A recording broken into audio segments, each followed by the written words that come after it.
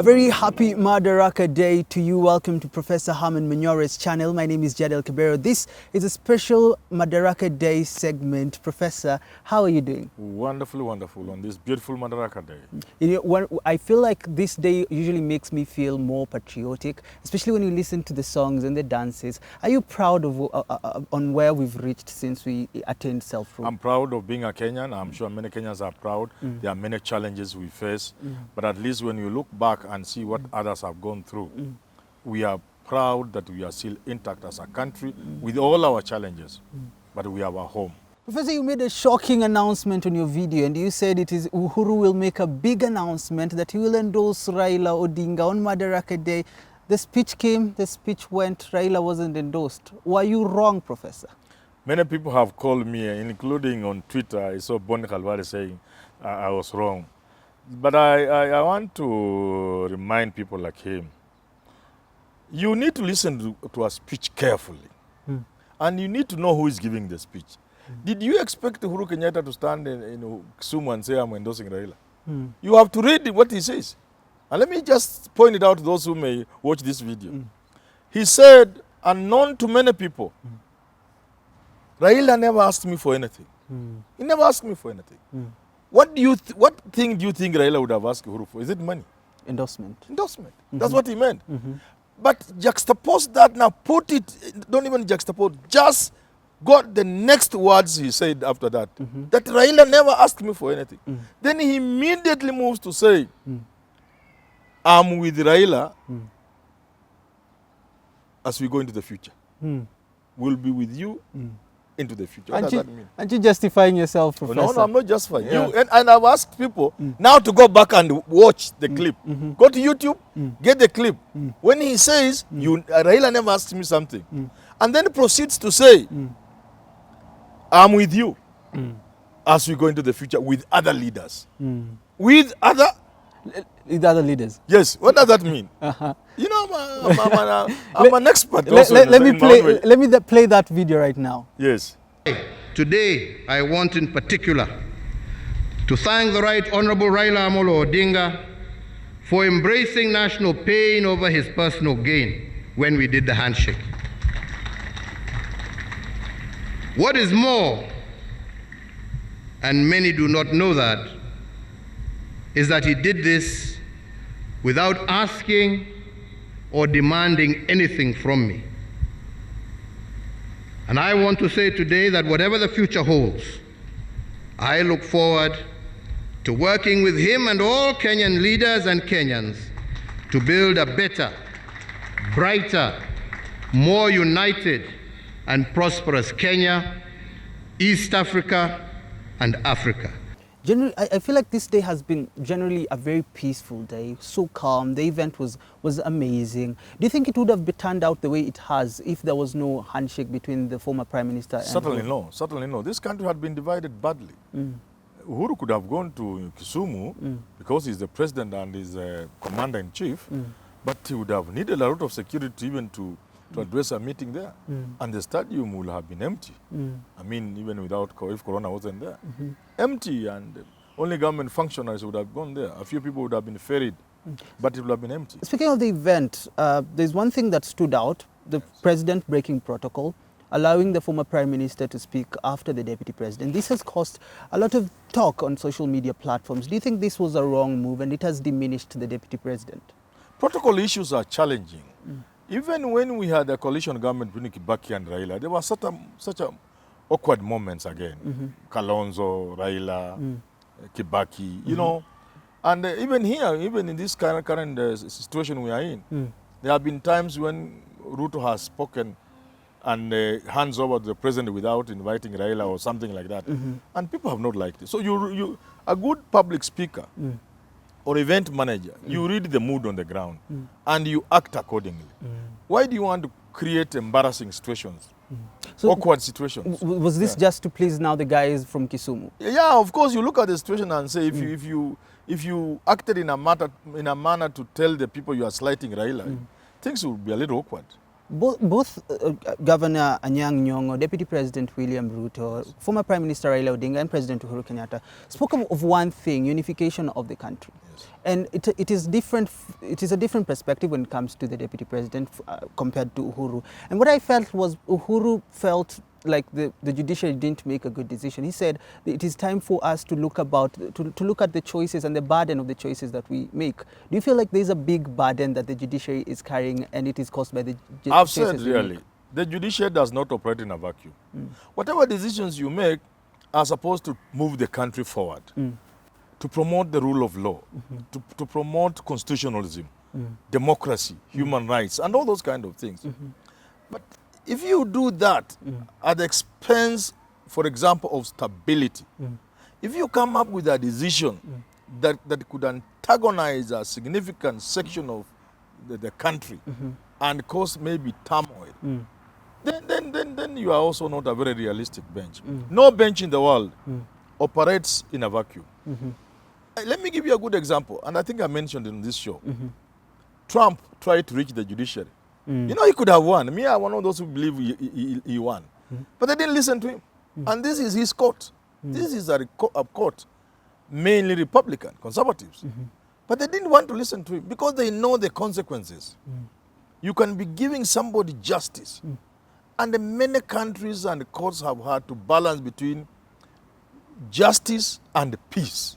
You know, Yeah. you even see countries getting into arrangement with crooks and you think they are fools like the mafia. No, you balance between peace and the pursuit of justice. So courts must learn that. I'm just thinking, is this something that the former CJ Madaraka lacked? Because Uhuru Kenyatta said that we lost over 1 billion per hour when the elections were nullified in 2017. Yes. Is this something that Madaraka should have looked at? Yeah. Even the nullification of the 2017 election, it was a good thing. It was groundbreaking, but it took us nowhere. Because when the moment came for him to stand firm in the repeat election, he chickened out. Judges disappeared. You get it? Yeah. The only person who would have made a nullification that would have sent signals was Mutunga. Because at that point, government had exited Kibaki. Uhuru were coming in. They didn't have the power they had. If Mutunga had nullified that election, that would have had an impact. But that nullification of Madaraka didn't have much impact. Is this the same case with the High Court bench when they ruled against the BBI? Yes, because if you look at the reality, balance between the people, the executive, that's Uhuru, and his brother Raila, balance that against the human rights activists, civil society, you begin to see you are more going in the side of the civil society than the people and even the executive. So then you begin to ask yourself, how much power do you have? No. How much power do you have? Well, how can the courts then create this balance? How can it create the balance of which we can be able to say that this is the will of the people, this is the rule of the law? Yes. How can that balance be stricken so that we don't operate in a country where the constitution is not being followed? When you must follow the law and the constitution, do so. Under very rare circumstances, should a court allow itself to operate outside the law. But there are certain decisions that have nothing much to do with the law. You know? Yeah. Interpretations of civil society. Oh, this means Madaraka can advise the president to dissolve parliament. That's more activist than the law. But where the law is, like in this BBI judgment, Yeah. the law is there, but the bench chose to ignore the law. It chose to go outside the law. So even if I was the president, I wouldn't even be bothered. I would just let the Court of Appeal. But I suspect he feels if the Court of Appeal sets aside his judgment without preparing the people, people will feel very bad. So people ought to know, really. Why the decisions are being so made. that even if this judgment was set aside, it doesn't meet a very hostile reception.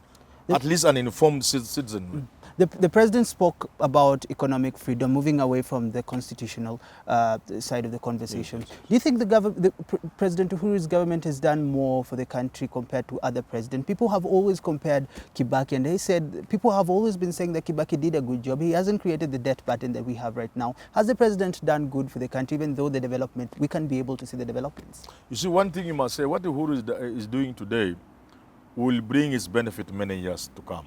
This infrastructure. You don't do this heavy infrastructure and expect to reap tomorrow. But there's always the need to balance. That's why your debt problem comes in, the loans. Yeah. There's need to balance between those who will bear the burden. We can enjoy things today and transfer the payment to our children. On the other hand, it can be vice versa. You see?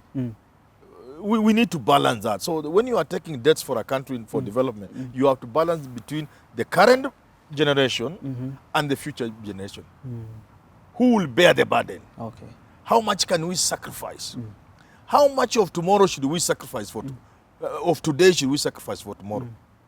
And then you may be doing very big things, but people just want the ugali on the table. Would you then compare? How then would you compare what Uhuru is doing, the big project, and what the deputy has been proposing, the bottom-up approach? The bottom-up approach is neither here nor there.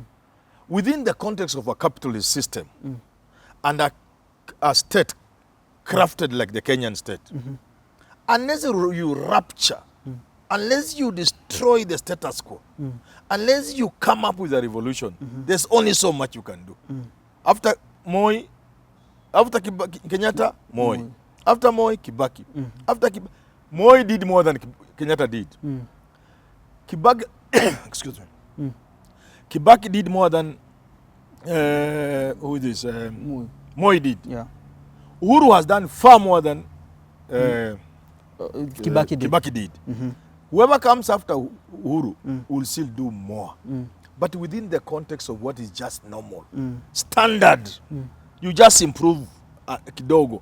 But if you want a transformational thing, it has come through a revolutionary way.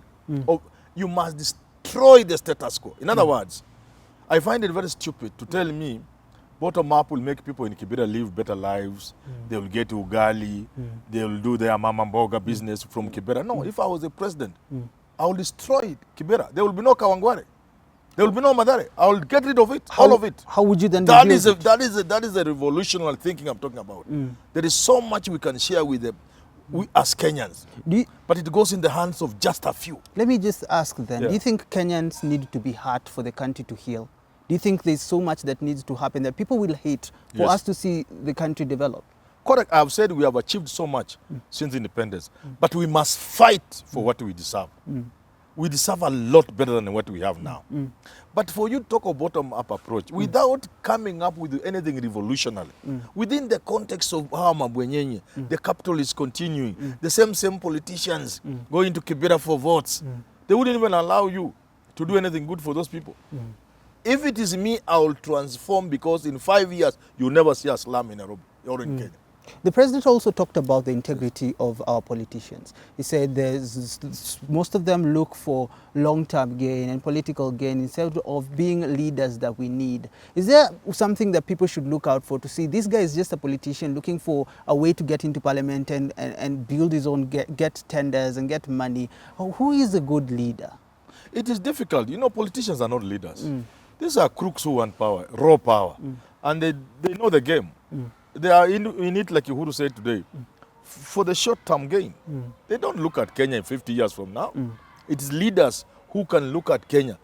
There's a country that has a 1,000-year plan. Is it China? 1,000-year plan. Japan. 1,000-year plan. Please. 1,000-year plan. Japan. I think it's Japan. Can that be achieved with the leaders we have now in Kenya? No. These are crooks. These are not leaders. These are just cheap politicians. Then the president praised Raila. Do you think Raila made a good move in the handshake and he now decided to serve people? We talked about this last week on our previous episode, and you mentioned that Raila he has decided to become a leader that cannot just leave the movement and leave the people that he has decided to lead. Did he make the leadership move compared to the political one? There was one clear choice before Raila. Either you continue with the NRM or with the Migunas and the right, and the country was going to burn, or you swallow something in you. You let something go and shake Uhuru's hand. It was a very clear choice. And the country was going to burn. During his inauguration, the self-proclaimed So the question is, Did he make the right choice? Some of his people are very disappointed. Like they were ready to go the full hog. They wanted this country to burn so that something new can come out of it.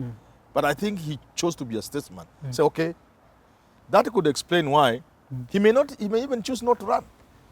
Yeah, he may choose not to run. Would that be a good move for him? Yes, it is big. That is being big if you choose not to run.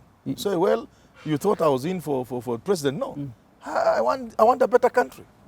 Let's finish the conversation with restoration of dignity, something the president mentioned. And he said his government has tried his level best to ensure that people are able to save the extra income that they have so that they cannot be able to pay for hospital bills that are quite humongous for most people. Do you think our poverty levels in this country are dropping down? Well, we are a poor country. It's made worse by greedy leaders who steal from us left, right, suck our blood. But we have enough within our borders to live dignified lives. I don't even agree with the president that you improve by buying a few NHIF. No. If I'm the president, I just dismantle NHIF because it is fraud. What I do, I go back to what we inherited from the colonial masters. Functional hospitals. King George Hospital, now called Kenyatta Hospital. Down to provincial hospitals, district hospitals, sub-district hospitals, down to the dispensary. Revamp that. More also increased by coming up with Nyayo wards. Increase those, stock them with medicine and other equipment, recruit more doctors and nurses and other paramedics, and pay them well.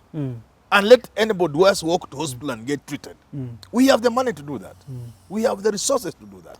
The president failed to mention one thing before I wind up, corruption. Yes. This is something that he has always said that he will deal with. And right now we are not seeing anything being done. Is he unable to fight corruption? Do you think that? It's not unable. It's part of the system. It's part and parcel. It's like to say you can survive without blood. You need blood in your system to survive. The Kenyan system requires corruption to propel it. It is the engine that propels the system. So, and it is the same people you rely on to deal with corruption. Corruption is embedded in the whole thing. It's part and parcel of it. So you can't cut off a bit of it. No, they will bleed to death if you cut off corruption. Yeah. So what is the solution then to corruption? Should we Sometimes the solution to problems when they get where our problems are getting is for things to break. For life to come up, sometimes something must break. You get it? Yeah. Some implosion. Something like a revolution. Because if the leaders continue pushing people to these levels of indignity that Kenyatta was talking about, to these levels of poverty, of want, then one day the people will take it no more. And I've said it repeatedly. You've said it. They will take it no more. And the whole thing will be a mess. You'll destroy your country. You'll begin searching. 20, 30 years, you are still searching the way to get out of it. The better way, let them heed what we tell them. Change now before it is too late. Thank you so much, Prof, for this amazing conversation. I feel like it should have gone longer and longer, but we have to bounce off. Thank you so much for tuning in. If you know someone that likes politics, share this channel with them and let them understand why we talk about it, because this is for us, this is for the future generation, and this is for everyone that is being affected by what is happening in this country. Until we meet again, my name is Jadel Tabero. I trust you will have yourself a lovely day ahead.